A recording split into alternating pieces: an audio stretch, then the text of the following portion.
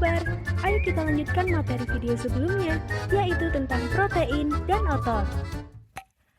Asupan makanan terutama protein sangat berpengaruh pada massa otot, yang pada akhirnya berpengaruh pada kekuatan otot. Mengingat protein merupakan salah satu bahan baku pada sintetis protein otot. Apa itu protein fibrosa? Protein fibrosa adalah protein yang terdiri atas ikatan kompleks dengan fibril. Terdapat 4 macam protein fibrosa, yaitu kolagen, elastin, keratin, dan aktin miosin. Nah, otot terbentuk dari protein yang terdiri atas berbagai macam asam amino, baik esensial maupun non-esensial. Semakin banyak otot terbentuk, semakin sedikit ruang berlemak dalam tubuh. Lalu, otot itu ada berapa macam sih? Terdapat 3 jenis otot, yaitu otot rangka, otot jantung, dan otot polos.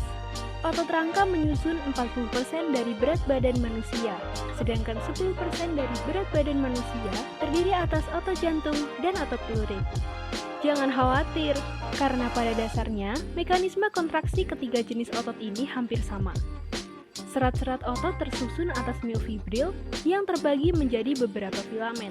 Filamen-filamen ini tersusun atas protein kontraktil. Mekanisme kontraktil otot rangka tergantung pada protein miosin, aktin, troponin, dan tropomiosin.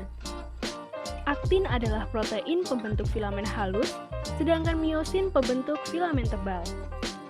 Jadi, gimana ya mekanisme kerja otot itu? Kontraksi otot terjadi saat otot memendek. Proses ini diawali dengan adanya impuls saraf yang menyebabkan pembebasan asetilkolin. Asetilkolin akan memicu pembebasan ion kalsium dari retikulum sarkoplasma. Ion kalsium akan terikat pada troponin sehingga menyebabkan perubahan struktur troponin. Perubahan struktur ini menyebabkan tropomiosin aktif. Sebagian filamen aktin dan miosin saling bertautan sehingga miofibril secara bergantian menunjukkan pita gelap terang. Pita ini saling tumpang tindih dan terjadi penonjolan di sisi filamen miosin yang kemudian dinamakan cross bridge. Kontraksi otot terjadi akibat adanya interaksi antara cross bridge dengan filamen aktin. Ngomong-ngomong soal protein, sebenarnya kita butuh berapa banyak protein per harinya sih?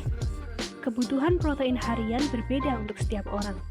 Hal tersebut dipengaruhi oleh usia, jenis kelamin, tinggi badan, berat badan, dan faktor pendukung lainnya. Nah, menurut Permenkes Republik Indonesia nomor 28 tahun 2019, bayi dan anak-anak, laki-laki, perempuan, ibu hamil, dan ibu menyusui memiliki kebutuhan yang berbeda loh. Berikut ini adalah kebutuhan protein harian untuk bayi dan anak-anak. Adapun kebutuhan protein harian untuk laki-laki berdasarkan usianya adalah sebagai berikut. Untuk ibu hamil, kebutuhan protein hariannya adalah sebagai berikut. Kebutuhan protein harian untuk ibu menyusui adalah sebagai berikut. Kebutuhan protein harian di atas bisa dijadikan acuan rata-rata. Eits, tapi bukanlah nilai yang mutlak ya. Pasalnya tingkat aktivitas fisik juga mempengaruhi jumlah kebutuhan gizi loh. Badis, pasti kalian pernah dengar tentang suplemen kan?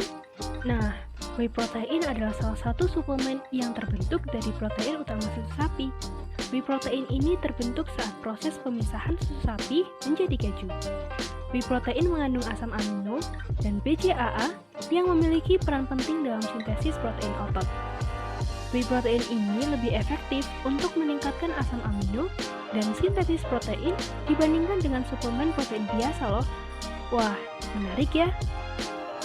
Nah, untuk membantu meningkatkan massa otot, kita dapat mengonsumsi makanan seperti telur, ayam, daging merah rendah lemak, ikan berlemak, yogurt, kacang-kacangan, dan quinoa. Wah, mantap banget ya topik ini. Gimana Badis? Udah makin paham kan? Yuk, terapkan pola hidup sehat.